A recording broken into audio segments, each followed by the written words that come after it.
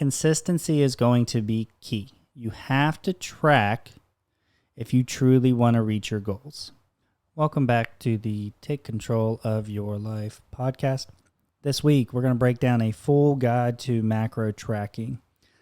This past Thursday, I asked everyone what would they like to know more about, and it's usually nutrition. Nutrition is the base of our hierarchy pyramid. It's what develops us as athletes. It's what allows us to lose weight or gain muscle mass.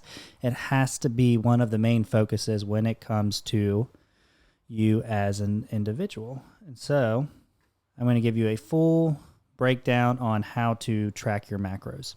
And we're actually going to start out with what are macros.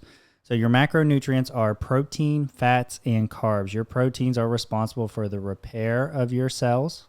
Carbohydrates are energy. And fats help us absorb fat-soluble vitamins, and they help regulate our hormones. So all three macronutrients are important, and we do need all three of them. And so now that we know what the three macronutrients are, we're going to go over where to begin.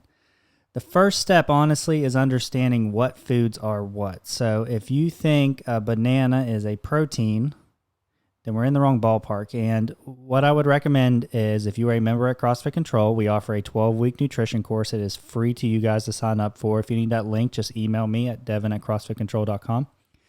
But sign up for that, and in each one of those sections, I have a section on protein, a section on fat, a section on carbs. I have shopping lists, and you can see which foods fall into those categories. The shopping lists are also available in our Facebook group, and I think I send them out to you in an email whenever you first sign up. It's part of an automated email. And if you don't have those, just email me, and I'll send them to you. So first step is knowing which foods are what. Now, the next part is very important. We need to understand how much we're actually eating. And the way that this works is you have two goals. One is your calorie intake has to be below your calorie output. Now, there's a couple different ways you can do this. You can have like a basic calorie goal that you calculate off your protein, or you can do your in-body scan. And when you do your in-body scan, at the top of your in-body scan, it's called basal metabolic rate. And that is how many calories you need a day just to survive. And what you're going to do is you're going to take that basal metabolic rate and you're going to add 150, 250, 300 onto it for your daily exercise. Now, I am just throwing out numbers that are general, but you as an individual, it's going to vary person to person. This is why I recommend working with a coach, and they help you calculate these numbers and get your accountability. So that's step one, is knowing how many calories you need a day. Sorry, that's step two. Step two is knowing how many calories you need a day. Step one is knowing what the foods are made of, which macronutrient they fall into. So our third rule is our protein goal.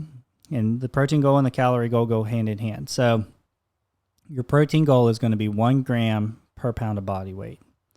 And a good example is if I weigh 200 pounds, I'm going to eat 200 grams of protein a day. Now, when it comes to macros, they have calories per gram. There are 4 calories per gram of protein. There are 4 calories per gram of carbohydrate. And there are 9 calories per gram of fat. So that is also important information that you need to know. When it comes to protein, so if I am eating 200 grams of protein a day, I know that 800 of my calories are going to come from protein. And so what I can do is backfill the rest of my calorie goal with whatever I want. It can be carbohydrates, it can be fat, it can be additional protein, but this is the easiest way for us to lose weight. Rather than trying to track all 3 macros and getting overwhelmed with it, this is just a great place to start. And how you're going to do this is you're going to do the rule of 3. What is the rule of 3?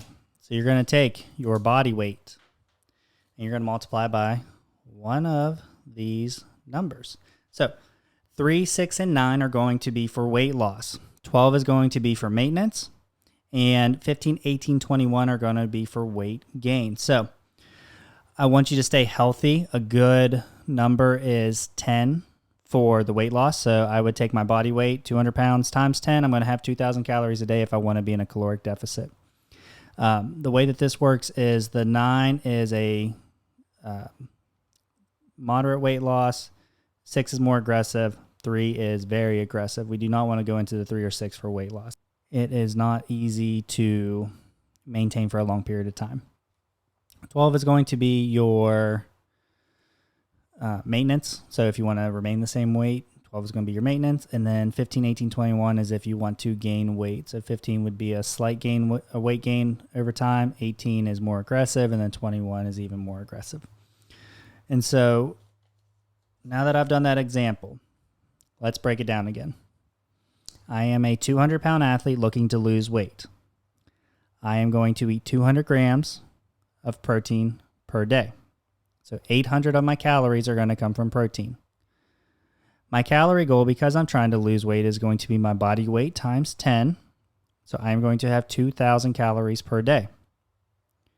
800 of my calories come from protein, so I have 1,200 calories remaining. That means I can have that from anywhere. Additional protein, I can have fats, or I can have carbohydrates.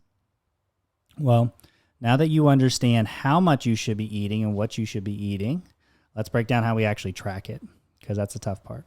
You have 2 ways to track it. One would be by paper. One would be by an app. All right, the paper way, you're going to take a journal.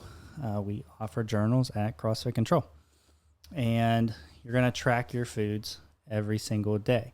So that way you know where you're at. Now you're going to need a log. You're going to have some form of paper that has the calorie output for each one of those foods. That's why I recommend using an app like MyFitnessPal. And I'll walk you through how to use that app, but basically you go into the app, you're going to set your daily macro goal, and you're going to set your calorie goal. And then when you input your foods, it will automatically subtract those from your macros for you. So it does all the work for you.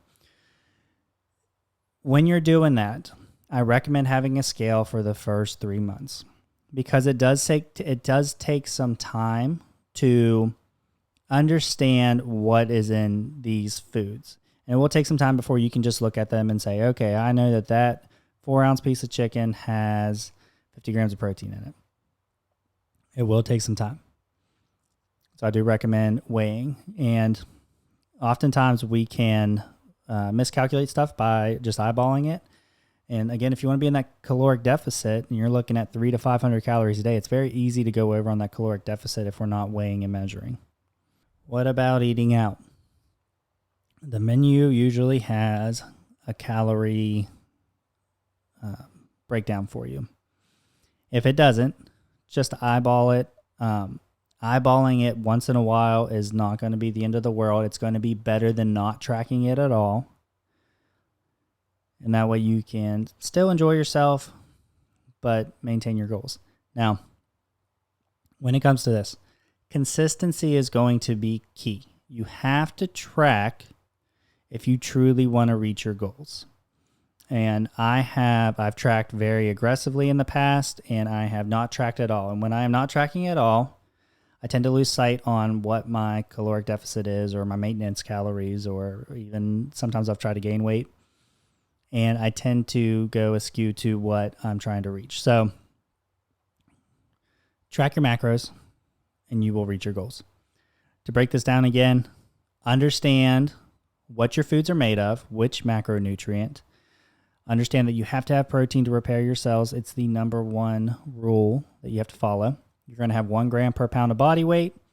You're going to calculate your calorie goal. You're going to backfill your calories with whatever you would like. You can have cookies, you can have a salad, but obviously calorically dense foods are not going to keep you full. Track your foods every day and try to weigh and measure, because it's going to make it easier. Now, if you have any questions on this, just shoot me an email and I will be happy to help you out as much as I can. Or you can also work with our nutrition coach, and they will calculate your numbers. They'll take all the guesswork out and they'll put you on the right track.